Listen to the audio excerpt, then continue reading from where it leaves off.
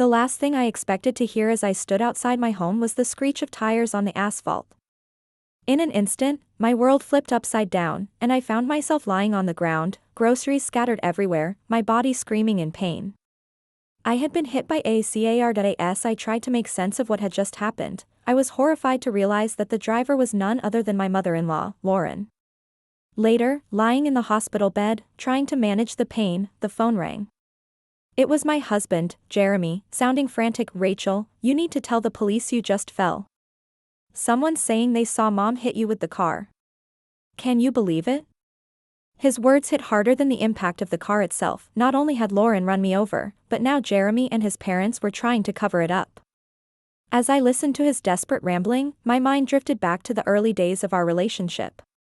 When we first met at the office, where Jeremy was assigned to be my mentor, he wasn't exactly charming, but over time, his steady presence won me over.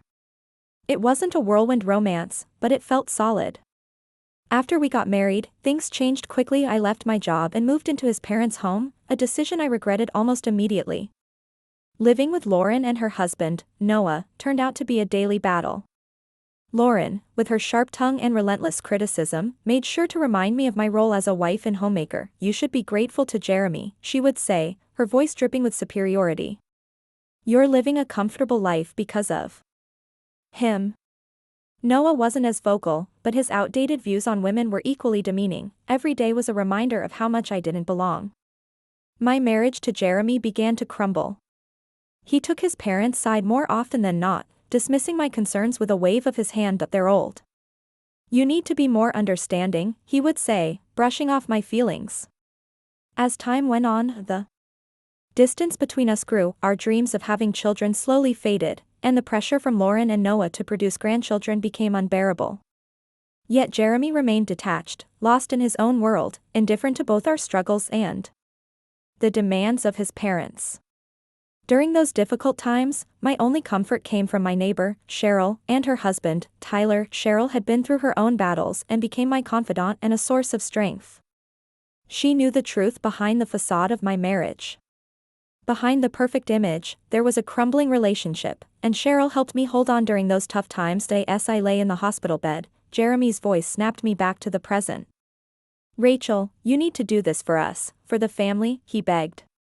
But something inside me had changed. I couldn't continue being the submissive wife, always bending to their will. I had been hit both literally and figuratively by the weight of their twisted family dynamics. And now, I realized I could no longer be their victim. I hung up the phone, a new sense of determination building inside me. They had crossed a line, and it was time for them to face the consequences.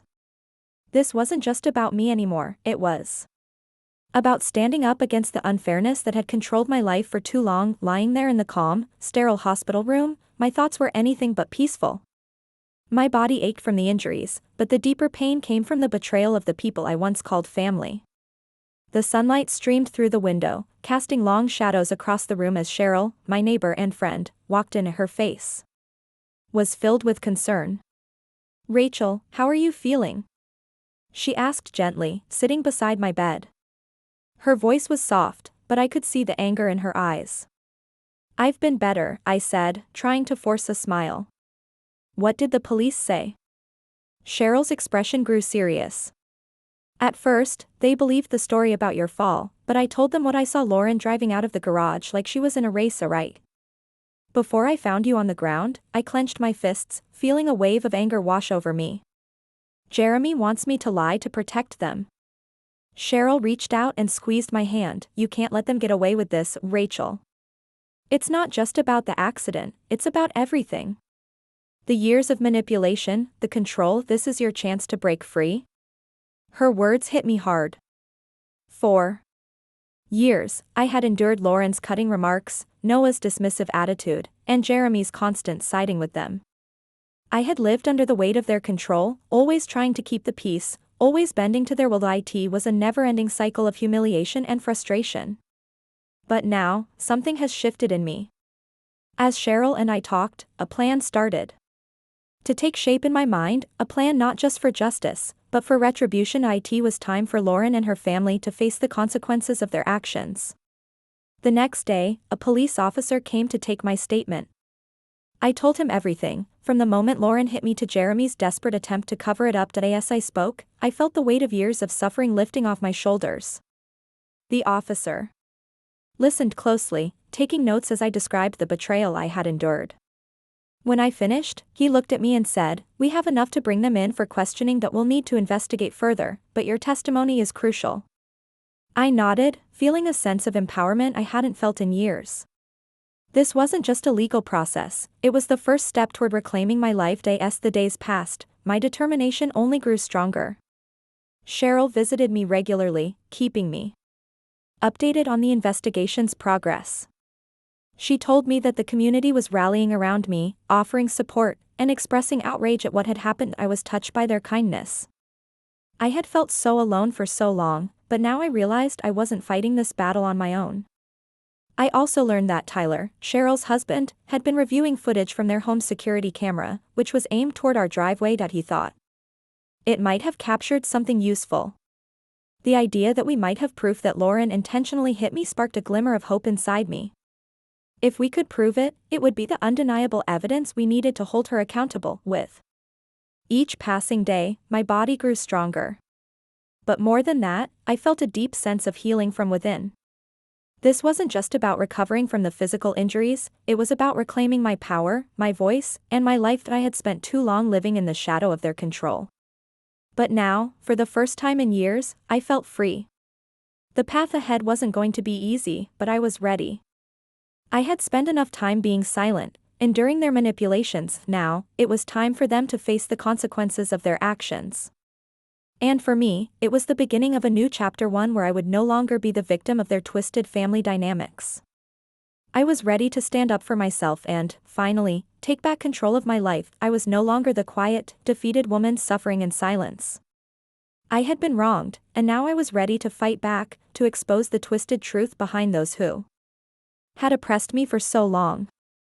As I sat in the small, cold room at the police station, waiting for the Adam, my hands trembled not from fear, but from a mix of anger and anticipation. The door finally opened, and Adam Brody entered, his expression serious, holding a file in his hand. "We've reviewed the footage from your neighbor's security camera," he said, placing the file on the table in front of me. "It clearly shows Lauren's car hitting you. There's no doubt it's unmistakable." A wave of relief washed over me.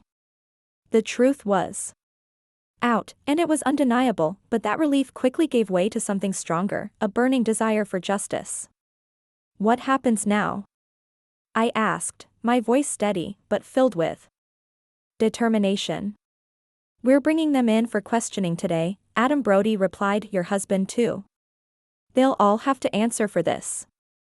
As I left the police station, my mind raced with thoughts. It wasn't enough for them to simply be questioned or exposed.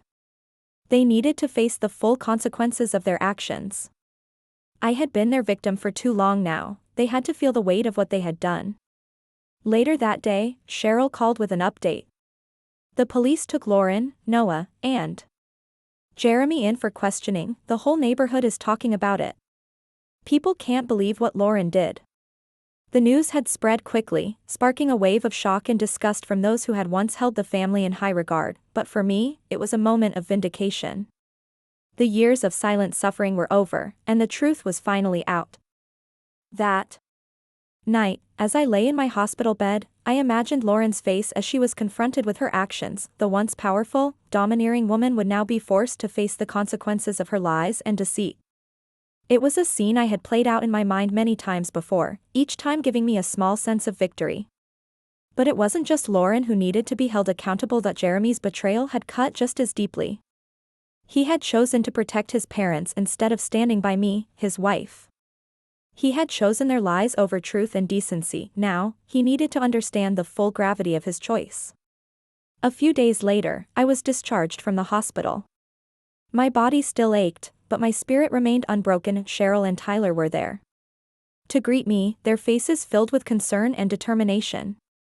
"Rachel, we're with you in this no matter what," Tyler said, his voice strong and reassuring. "Thank you," I replied, feeling a deep sense of gratitude. For the first time in years, I didn't feel alone. I had support, and I had the strength to face whatever was coming next. That evening, I sat in Cheryl's living room, watching the news. The story of my accident and the ongoing investigation had made the local headlines. Lauren, Noah, and Jeremy's faces flashed across the screen, their reputations in tatters. The family that had once been admired was now the subject of scandal and outraged. It felt surreal, seeing it all play out on the news. For so long, I had been the one suffering in the shadows, enduring their cruelty without anyone knowing. Now, the truth was out for everyone to see, and as I watched their downfall unfold, I realized this was only the beginning. They had to answer for what they did, not just to me, but to everyone they had deceived. And this time, I wasn't going to back down. As I sat there with Cheryl and Tyler, I knew that the road ahead wouldn't be easy. But I was no longer the silent sufferer. I was ready to take my life back, to stand up for myself, and to make sure they felt the full weight of their actions, and with each step I took, I grew stronger, more determined, and more certain that I was finally reclaiming my power. My private pain had turned into a public spectacle, but I didn't feel any sympathy for them. This was the beginning of their downfall, a downfall they had brought upon themselves. The tension in the interrogation room was thick as I sat across from Lauren, Noah, and Jeremy. Their faces were a mix of fear, anger, and disbelief.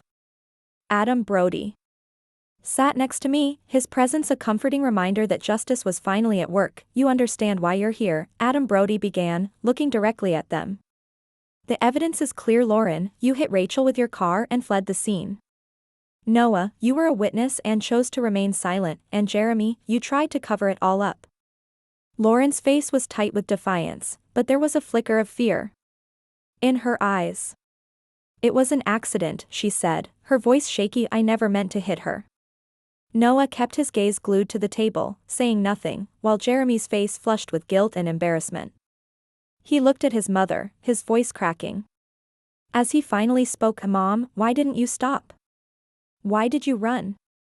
The reality of the situation seemed to finally be sinking in for him. I sat there, looking at all three of them, my heart hardened by years of mistreatment. "You could have killed me, Lauren, and all you cared about was saving yourselves." That was when Lauren's composure broke. Tears streamed down her face as she sobbed. I was scared. I panicked. For the first time, Noah spoke, his voice low and filled with regret that we were wrong. "We should never have lied." Adam Brody turned to Jeremy, "And you, Jeremy, you tried to twist the story, even asking your wife to lie for you. How do you justify that?" Jeremy's response was barely above a whisper. "I don't know, I just wanted to protect my parents." A surge of disgust rose within me. Jeremy had chosen his parents over the truth, over me. "You didn't just betray me, Jeremy," I said, my voice steady despite the turmoil inside. "You betrayed everything we ever had." Adam Brody nodded, his expression grim. "You will all face charges for your actions. This is a serious matter." As we left the interrogation room, a wave of closure washed over me. They had been exposed for who they truly were.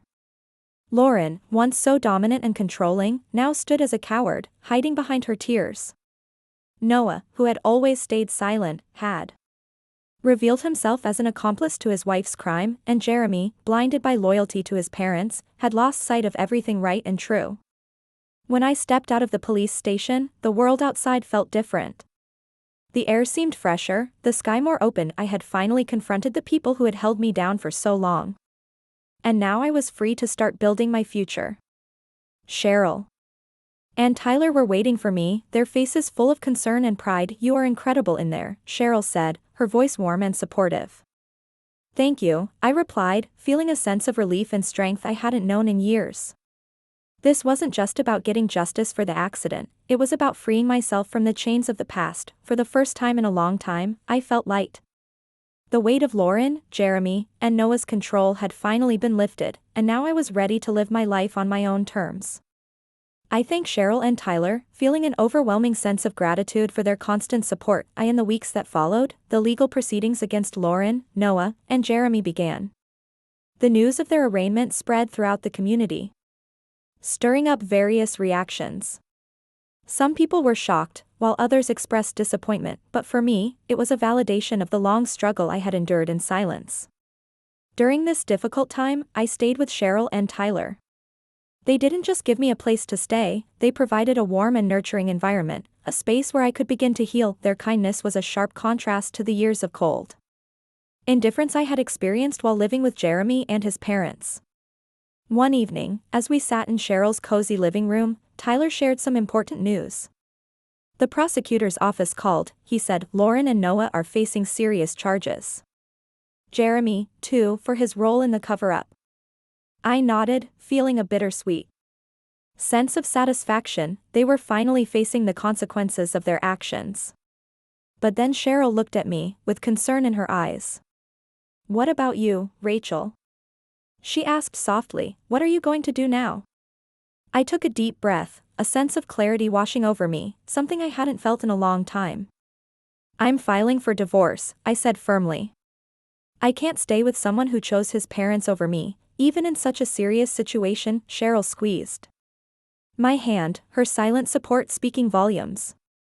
She didn't need to say anything, I knew she understood. The divorce process moved quickly, mainly because of Jeremy's guilt and the overwhelming evidence against him. I received a significant settlement, which was a small consolation for the years of emotional pain I had suffered. With that money, I decided to start over.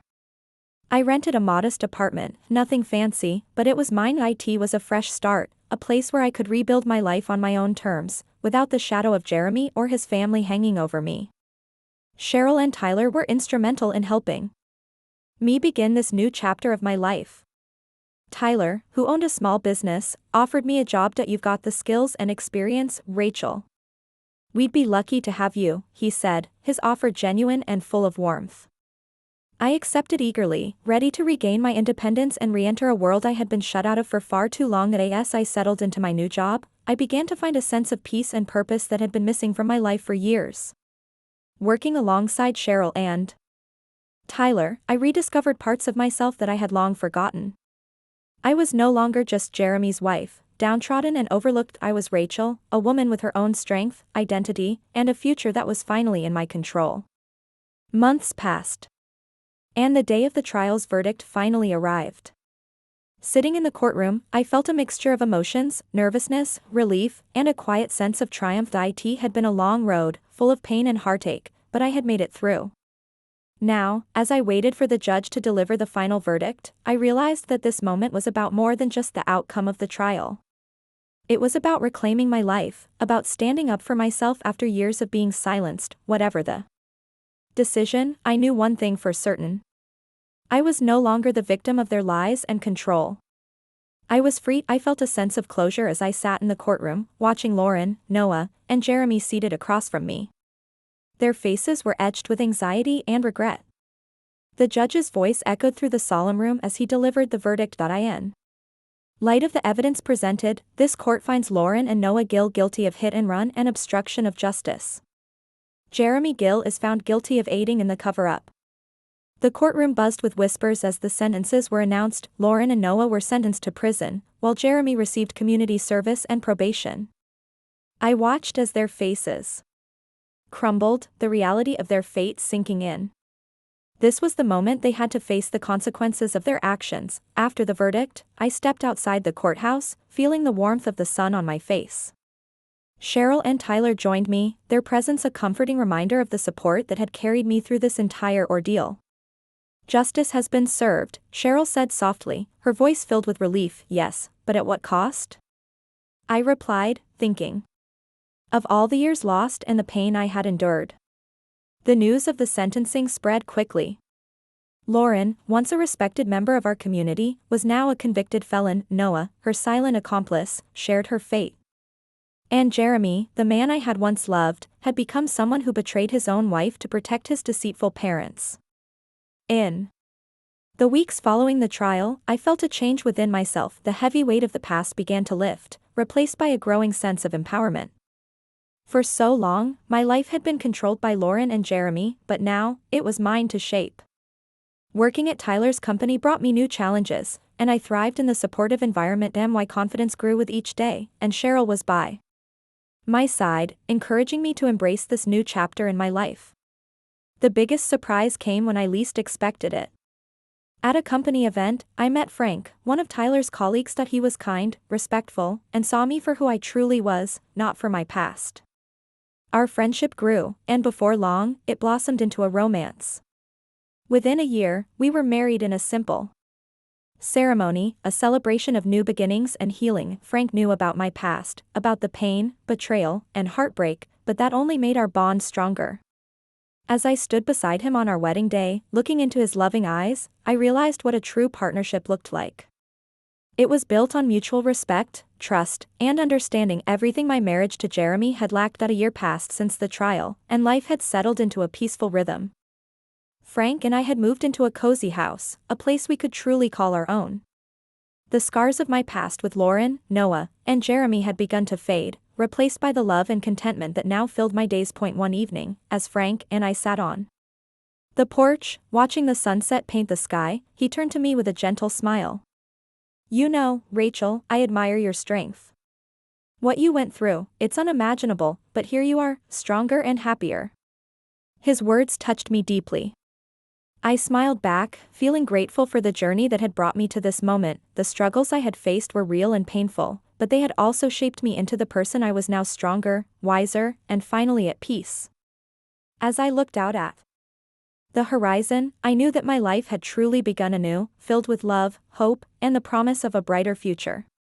I leaned against Frank, feeling the warmth of his embrace. I couldn't have made it without friends like Cheryl and Tyler. "And without you," I said, my heart filled with gratitude. We started talking about the future, about dreams and plans that were yet to unfold. The pain and drama of the past no longer held me back. Instead, they were stepping stones that led me to this moment of peace. From time to time, I heard updates about Lauren, Noah, and Jeremy. Lauren and Noah were serving their prison sentences, living with the consequences of their actions every day. Jeremy, on the other hand, struggled to rebuild his life. His betrayal had isolated him, and the community's knowledge of what he had done left him filled with regret. Although I had moved on, there was a small part of me that felt a bitter satisfaction in seeing them face the results of their choices. They had finally reaped what they had sown, a fitting outcome for their behavior. As I looked back on my journey, I realized it was one of change. I had gone from being a victim of manipulation and lies to someone who stood up for herself, fought for justice, and reclaimed her life. Now, surrounded by love and support, I was ready to face whatever the future brought. The challenges and heartaches of my past had shaped me, but they no longer defined who I was. I was Rachel, a survivor, a woman who found her happiness despite everything that happened. The story of my past would always be a part of me, but it was the story of my present and future that excited me the most. It was a story of love, strength, and new joy.